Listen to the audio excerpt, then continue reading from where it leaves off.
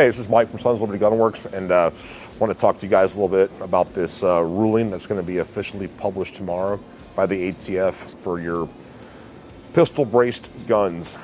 So it's a giant fucking mess. Clearly the people that wrote this thing and are attempting to enforce it haven't really put a lot of thought into it.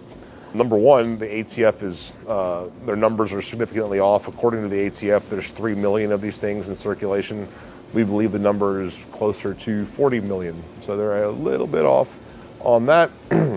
Part of the mess that we're seeing, for instance, is what happens to guns that leave here as a Title I firearm, and it could be a pallet of them, and somewhere in transit they become a Title II firearm. So they leave here Title I, they're being shipped somewhere, they become a Title II firearm in transit, and then they're received that way. That's I've read the ruling and I cannot find the answer to that question. We've consulted our attorneys. I have no idea what the answer to that is. FFLs do not have a grace period. There's not a 120-day grace period that applies to individuals. So what happens to FFLs that have these things in inventory that do not have an SOT or that cannot, form them?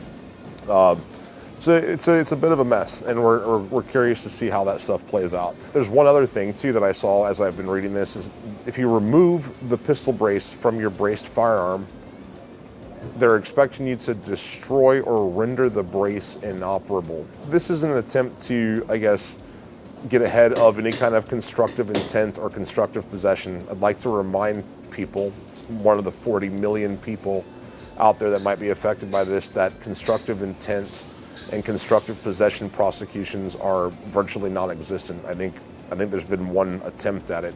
There's actually a really interesting case to go look up, United States versus Thompson Center. It's pretty interesting that they've tried this before unsuccessfully. And constructive intent is just virtually impossible to prove. Now, I'm saying this as Mike, an American citizen, not as Mike, the owner or founder of Sons of Liberty Gun Works. And I can't give you legal advice. I'm not an attorney, but I know if I personally owned a pistol-braced firearm, I probably would not rush off to register shit.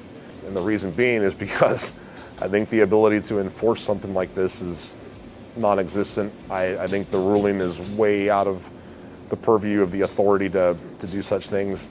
I know it's going to be challenged by many different entities. There's going to be congressional review to see if there's been some oversight.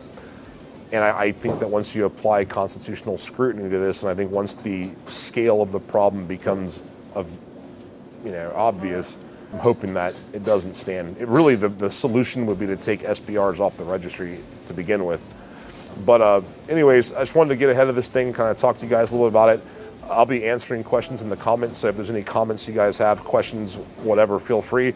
And if any of you out there that happen to know the answer to my questions about what happens to these guns in transit, what happens to the T&E guns that we have sent out for review, or we've sent pistols out to review, I mean, what happens to those guns? How do you receive them back? I mean, if you're an FFL or a manufacturer or an attorney or whatever, and you have some insight to this stuff, I'd love to hear it, because from what we can see, it's quite ambiguous. Guys, I got to tell you, I don't see how this is going to be enforceable.